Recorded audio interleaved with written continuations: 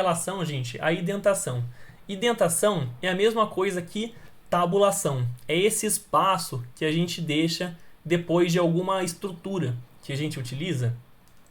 Eu utilizei isso daqui intrinsecamente, enquanto eu dava as aulas para vocês. E vocês provavelmente perceberam isso. Inclusive, repetiram no código de vocês.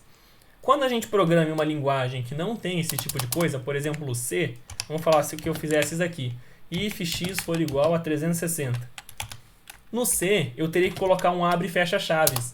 Por quê? É onde eu falo onde começa e onde termina esse if. É onde eu consigo colocar os meus comandos aqui. Em Python, ele é um pouco mais inteligente que C. C é um pouco burro perto de Python, embora seja mais rápido. O que eu posso fazer em Python? Eu coloco 2 pontos, é o que vai falar para o Python, olha, a partir daqui eu vou ter uma camada de blocos, ou seja, eu vou ter isso daqui. Cada cor diferente é uma camada de blocos diferentes. Então, dando um Enter aqui, ele já dá a tabulação para mim. Tudo que tiver nessa tabulação aqui, ele está no bloco. A partir do momento que eu fizer isso daqui, olha, apertei backspace, ele saiu do bloco de comando. Aí eu posso colocar qualquer outra coisa que está fora do meu if. Inclusive, se eu fizer o seguinte, o código aqui ele está funcionando. Se eu colocar 420, ele vai printar Xiaomi. Se eu tirar a minha tabulação, ele vai passar a dar erro. Ele vai falar que deveria estar indentado. Eu esperava uma indentação nesse bloco. Só faltou o Python me xingar de tanta raiva que ele ficou de mim. Porque tem que ter indentação sempre que você tiver os 2 pontos. Se eu der um Ctrl Enter, ele volta a dar certo. E é isso que é a nossa indentação.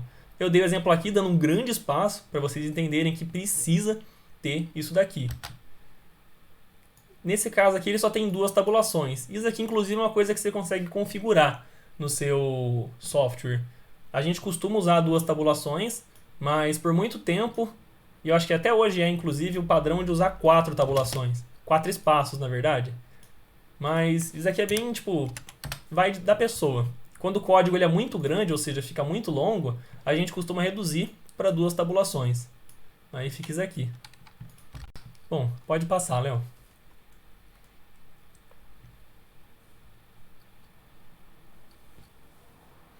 Beleza, galera. Saindo agora do if else, a gente chega no while. Para quem conhece um pouco de inglês ou leu o slide já viu que significa enquanto. Ou seja, enquanto uma condição for verdadeira, eu vou fazer esse bloco de comandos. Eu só vou sair dele a partir do momento que a condição for falsa. Ou a gente utilizar uma palavra mágica chamada break. Mas já a gente vai chegar nesse break. Continuando aqui. A escrita dele é basicamente escrever o while e colocar a nossa condição. Um segundo. Ok. Vamos colocar aqui o while. Enquanto o meu x for menor do que 450, eu vou querer fazer alguma coisa. Repara aqui comigo. Eu não coloquei em lugar nenhum do meu código alguma linha que vai alterar o valor de x. Se eu fosse printar a letra A, toda vez que eu rodasse esse código, eu iria entrar num loop infinito, porque eu não tenho nada que vai alterar o valor de x. Ele vai ser sempre 420, então ele vai ser sempre menor do que 450. Eu não sei como o Google Colab ele se comporta quando eu entro num loop infinito. Vamos ver. Ele realmente vai ficar printando A para sempre, ou até a Google falar, cara, para. Então eu vou parar o código aqui, vou dar um stop. Aí, dei um stop no nosso código. Ele ficou gigante aqui, ele printou muitos As. Até eu interromper ele aqui. O que acontece então? Sempre que eu colocar... Nossa senhora, printou muito A mesmo. Olha. Vamos subir aqui agora. Tá. Sempre que eu colocar um while e colocar uma condição aqui, eu tenho que fazer essa condição parar algum dia. Então, o que eu vou fazer? Eu vou falar que depois dele printar A, ele vai fazer x mais igual a 1. Eu vou somar 1 no x. Para quem não se lembra, na última aula eu ensinei que isso daqui tudo, é a mesma coisa que se eu escrever x recebe x mais 1. Então, o que vai acontecer agora? Ele vai falar que x vale 420 e vai perguntar: x, ele é menor do que 450? Sim. Então, o que eu vou fazer? Printa A e soma 1. A partir daqui, o x vale 421. Aí ele volta para essa linha. Ele pergunta: x, ele é menor que 450? Sim, ele é 421. Então ele vai printar A e soma 1, até o x valer 450. Se eu der um Ctrl Enter agora, ele vai printar vários A's, só que ele vai parar. Ele já parou aqui, ou seja, ele já printou todos os A's que ele precisava. A gente consegue colocar várias condições aqui. Inclusive, a gente consegue fazer isso aqui. While true. Aí você me pergunta: Léo, mas desse jeito, ele sempre vai ser verdade. Não importa o que eu faça aqui dentro, ele sempre vai ser verdade. Por que eu vou querer fazer um loop infinito no meu código? Pensa comigo, gente. Quando você tem um carro, você não quer que ele rode para sempre? Não, você vai falar alguma coisa, Léo? Léo, Oi. perguntaram se o X++ funciona aqui. Eu tô tentando desmutar faz um tempo. Ah, tá. Que dó. Não, o x++ não funciona, gente. Vocês têm que colocar... Essa aqui é a forma mais reduzida do x recebe x mais 1. Eu também tentava fazer isso daí antigamente, porque eu vim de C, né? Mas não funciona. É x mais igual a 1. Tá. Agora pensa comigo, gente. Caso você tenha um carro, por exemplo, e você quer que esse carro ele rode para sempre. Ele é um carro aí que ele consegue se carregar sozinho. Você precisa colocar um while true. Ou seja, ele vai ficar rodando para sempre. A partir do momento que você desligar o carro, você quer que desliga isso. E como que você vai desligar o seu carro se ele está rodando para sempre? Aí a gente vai chegar numa estrutura que a gente chama de break. Pode passar, Leon? O break, galera. A gente até faz uma brincadeira aqui na frase que caso sua vida esteja muito repetitiva, você tem que dar um break nela. Ou seja, você para essa repetição. O break ele vai literalmente arrancar você desse while aqui à força. Vamos fazer o seguinte. Eu quero printar o meu A. Só que se o meu x for igual a 450, eu vou dar um break. Eu literalmente coloco isso. O que ele vai fazer? Ele vai fazer exatamente igual a antes, só que sempre quando ele somar o x, somar 1 no x, ele vai fazer a pergunta: o x ele é igual a 450? Ele vai ser não por muito tempo. Só que a partir do momento que isso aqui se tornar true, ele vai entrar nessa linha. Na hora que ele lê essa linha, ele sai. Não importa o que tem embaixo desse código aqui. Não importa se eu tiver um monte de código aqui. Se ele leu isso daqui, ele sai do while. Saiu. E aí ele vem para a próxima linha depois do while. Então vou printar o nosso x. Deixa eu tirar isso aqui, senão isso aqui vai dar erro. Então o que ele vai fazer? Ele vai printar o A, soma 1 no x e pergunta: x ele é 450? Enquanto não for, ele fica fazendo isso. A partir do momento que for, ele entra no if, ele printa x. Vamos dar um Ctrl Enter para ver. Printou A. Opa, 450. Então, a partir do momento que ele virou 450, ele saiu do while e ele entrou no print x. E é isso, para isso que serve o nosso break. Ele é muito útil e você vai usar ele incontáveis vezes. Eu coloquei aqui uma ideia de bloco aqui. Eu coloquei aqui também, nesse exemplo, outra coisa que vocês podem fazer. Enquanto 2 for maior do que 1. Isso daqui também vai retornar para a gente o valor true, para sempre. Só que é muito mais fácil vocês simplesmente escreverem o while true. Tem muitos jeitos de vocês fazerem isso. Mas o while true ele é mais tranquilo de se fazer. Aqui ele faz a mesma coisa. O x começa com 0 e ele vai somando 1 até chegar em 5. Chegou em 5, dá um break. Aí ele printa. Aqui é o diagrama de blocos de como isso funciona. O x começa em 0, ele vem para o while. Aí ele vai fazendo isso. Enquanto for mentira, ele volta para o primeiro passo. A partir do momento que for verdade, ele vai para o break. E é assim que funciona a nossa estrutura do while. Pode passar, Léo.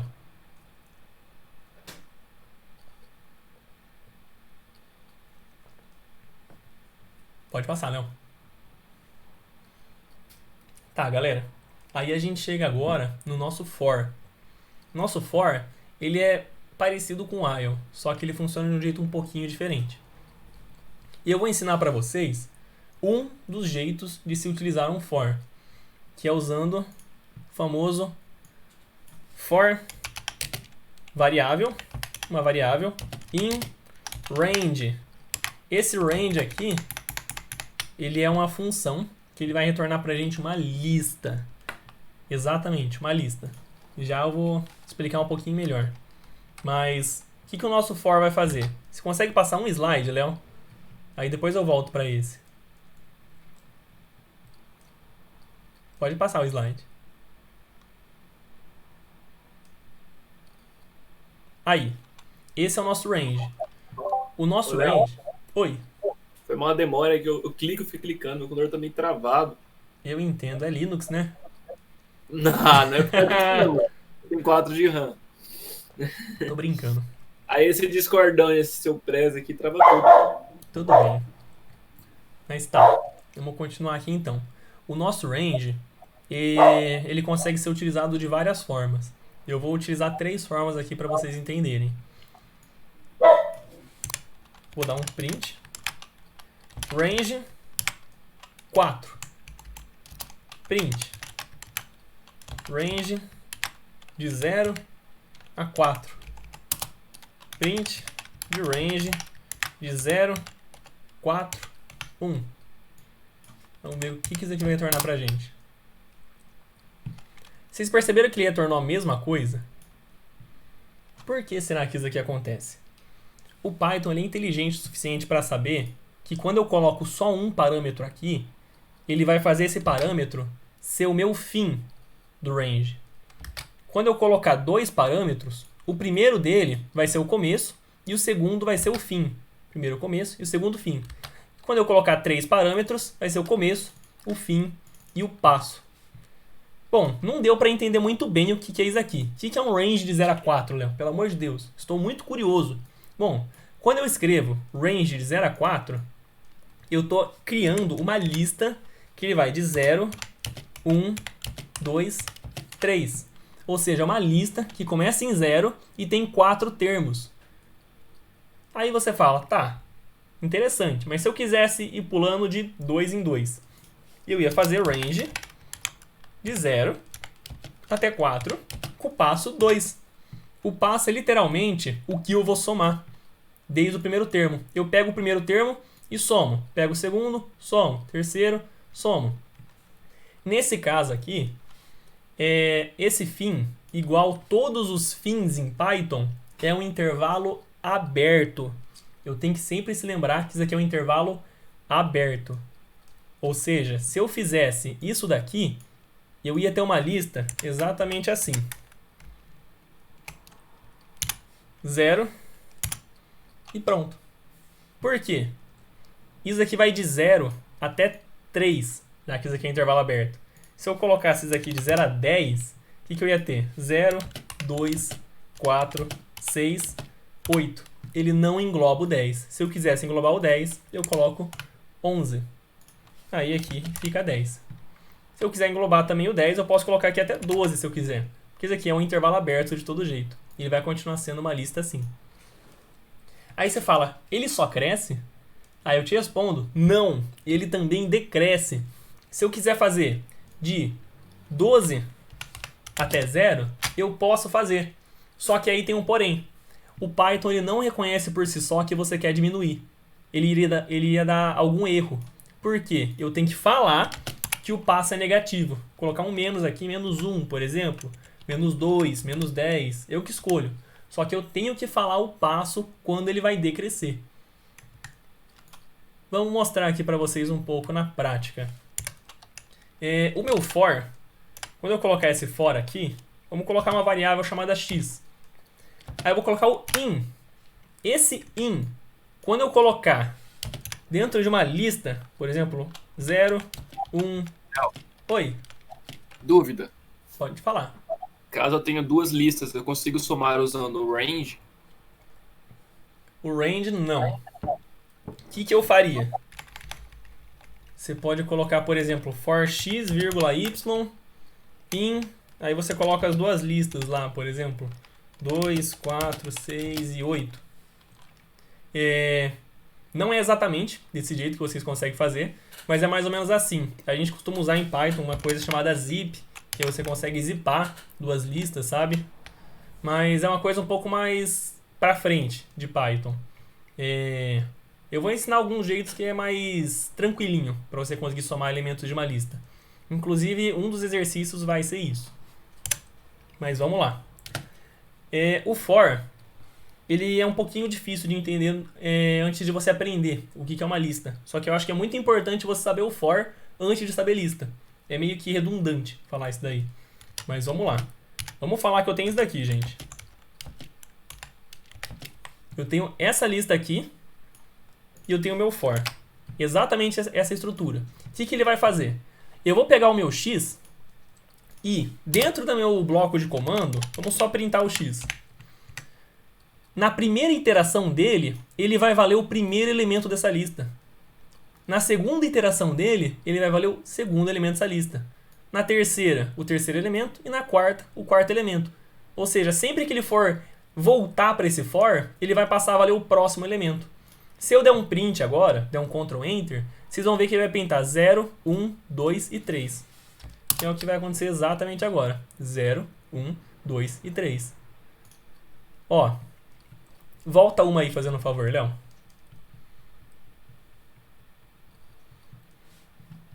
Cadê? Eu deixei alguns exemplos para vocês aqui e já a gente vai fazer. Mas basicamente eu vou ter esse começo, o fim e o passo no meu intervalo. Exatamente essa lista aqui eu vou fazer só aqui em range. Se eu colocar range de 0 até 4 com passo 1, ele fez a mesma coisa. Porque isso daqui é exatamente igual a eu escrever essa lista aqui. 0, 1, 2 e 3.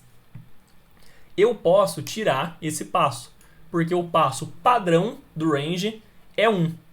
Então isso aqui vai ser a mesma coisa. Vou mostrar para vocês. Mesma coisa. E eu posso tirar esse 0, porque o início padrão do range é 0. Então se eu colocar só 4, dá na mesma. O Python ele facilita muito nossa vida nesse tipo de situação. E é assim que a gente utiliza o for. Tem outros métodos de utilizar, mas esse aqui é o mais utilizado. Desse jeito, utilizando o range e utilizando uma lista. Eu posso, por exemplo, gente, colocar outras coisas na minha lista. Posso colocar string, número, booleano, número quebrado, famoso float. Posso colocar tudo. Se eu der um Ctrl Enter, ele vai passar. Primeiro valor, printa. Segundo valor, printa. Terceiro valor, printa. Quarto valor, printa. E é assim que funciona o nosso for. Então vocês conseguem ver que a gente não tem uma condição que faz virar um loop infinito dentro do for. O for costuma ser iterações finitas. Ele é muito utilizado para coisas finitas. O while é mais para coisas infinitas. Ou coisas que vão demandar muitas iterações. Como por exemplo, 1000 iterações. Você costuma usar um while no lugar do for. Show?